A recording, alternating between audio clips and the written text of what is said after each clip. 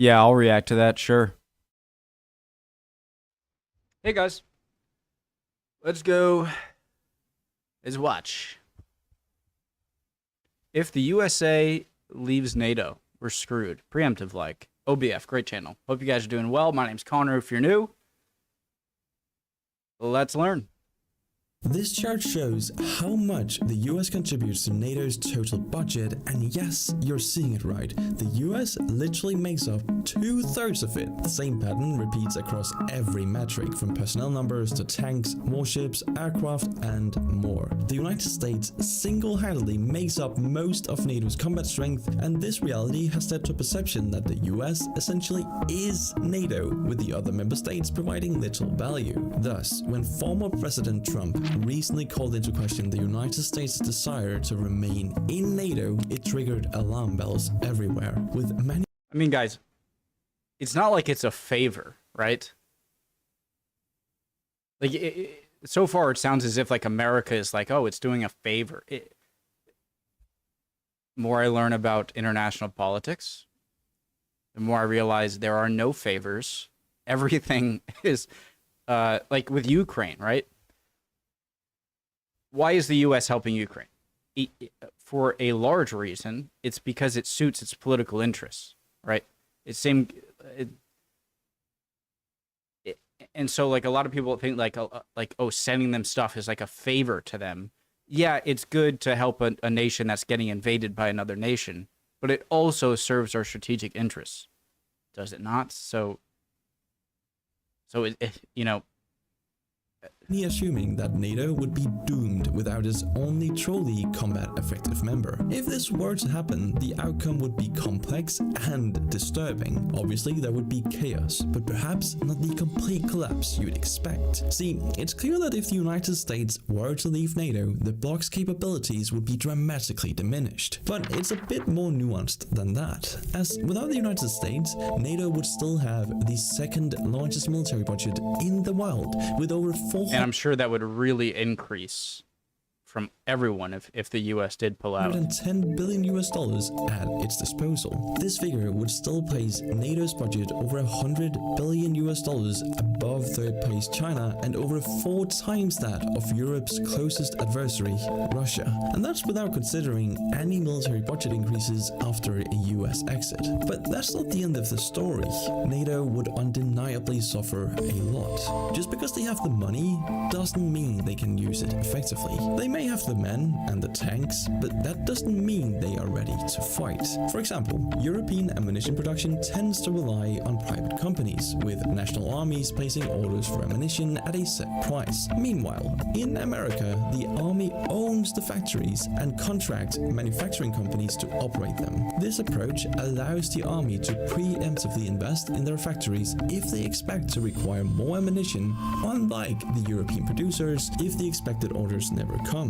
Such a scenario took place surrounding artillery shells with the ongoing war in Ukraine, with the US showing a much better ability to scale up operations when needed. Let me put this into perspective with an Eminem quote. What good is a machine gun when it's out of ammo? If you don't have any bullets, you might as well wave the white flag now before the war begins. And it doesn't end there. You see, member countries purchase a lot of weapons from the United States, from equipment like guns and helmets to cornerstones of the military like state-of-the-art M1 Abrams tanks and F-35 Lightning II fighter jets. It is unknown whether an ex-NATO America would continue to sell spare parts and provide training on such equipment, but the loss of trust alone would push these nations towards European alternatives, forcing them into a very costly transition. A US retreat also threatens the balance of mutually assured destruction. As you may already know, mutually assured destruction is a military strategy that prevents war between nuclear-armed nations by ensuring it would result in the complete annihilation of both countries. With such a horrible, inevitable fate, starting— I had a question. I asked this on another video before, but I just want to ask it again.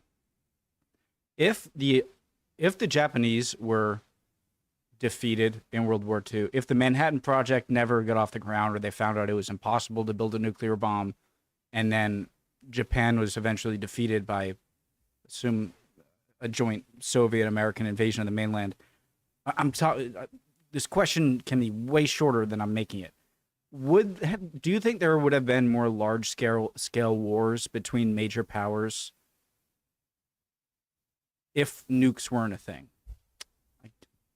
Such a war becomes completely foolish, so peace is the only alternative. Thus, a nation must guarantee its ability to shoot nukes back at the aggressor to ensure that mutually assured destruction works through sheer numbers, anti-missile defense systems, or advanced missiles capable of evading the enemy's defenses. This idea is a core pillar of modern European peace, as proven by the war in Ukraine. Putin's Russia has no qualms about attacking neighbors for their land, and NATO nukes have been crucial in dissuading Russia from invading the Baltic countries. If the US were to leave, they would take 87% of NATO's nuclear warheads with them, leaving the bloc with only 515 nukes split between the UK and France. And that's not all. The UK's portion, 225 of them, are attached to American Trident II missiles. Like the other American supplied military equipment, these missiles require American spare parts and expertise to keep them in working order. I'm kind of surprised Germany doesn't have any.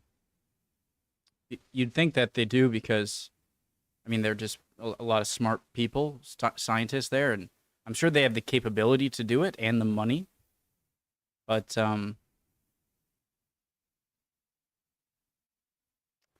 yeah.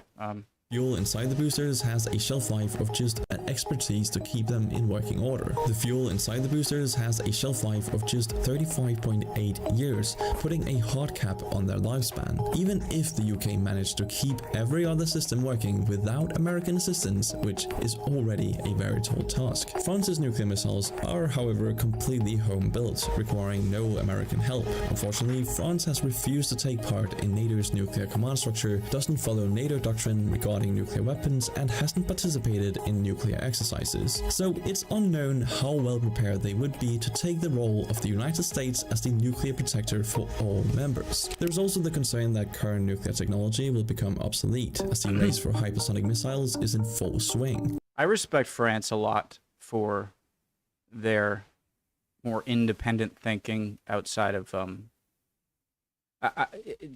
tell me if I'm wrong here.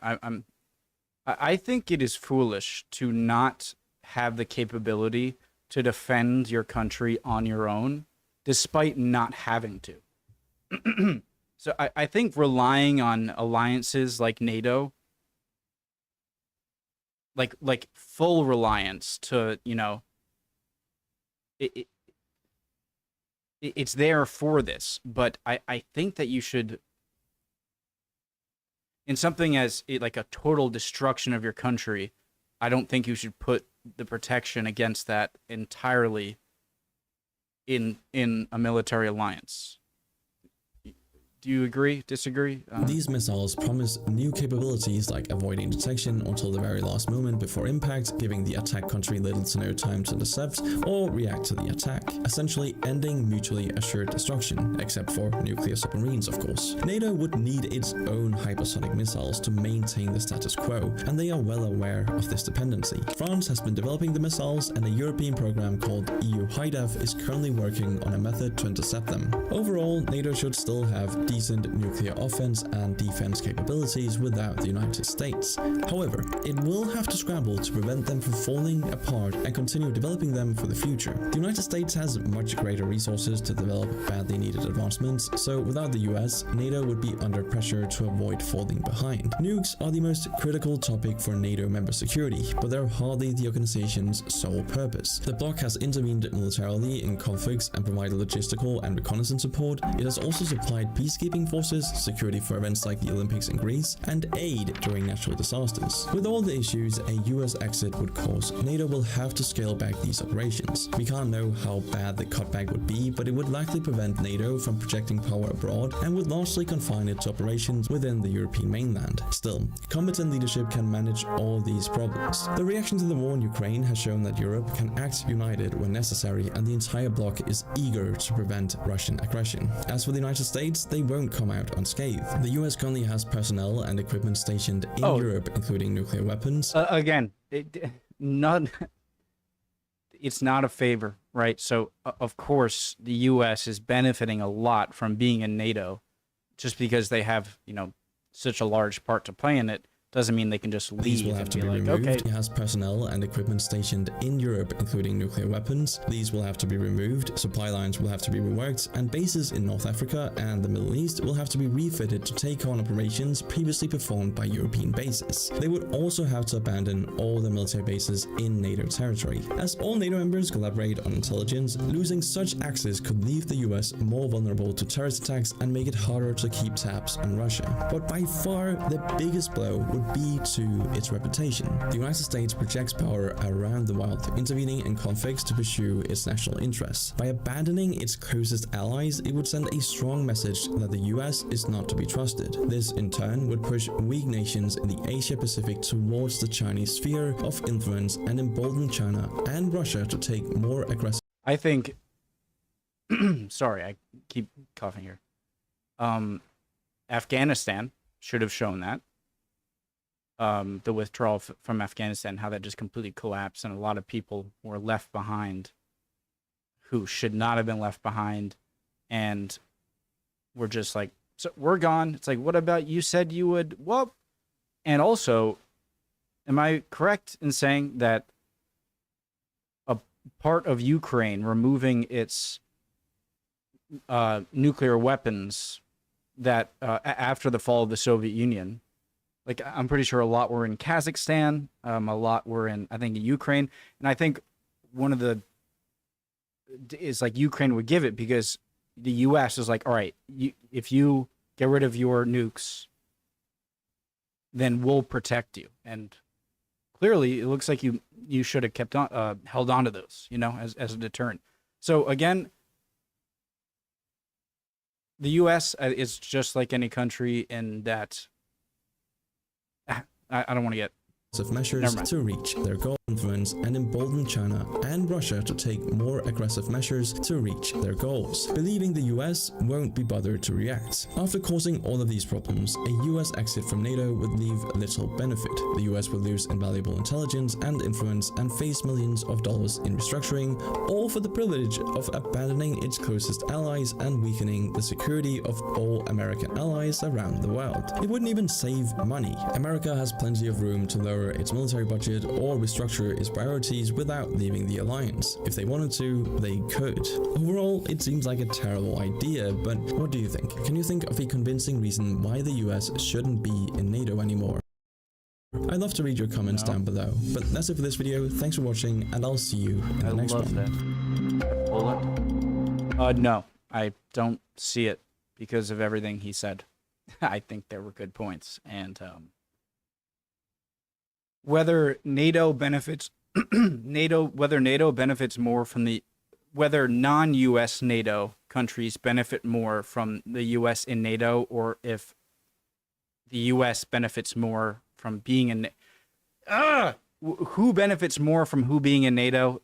I'm not really sure about that question, but clearly it'd be a lose-lose if the US pulled out. So, but also